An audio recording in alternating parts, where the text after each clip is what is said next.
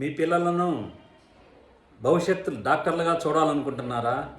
సరైన గైడెన్స్ లేక ఎలా ఏంటి అనేది ఆలోచిస్తున్నారా?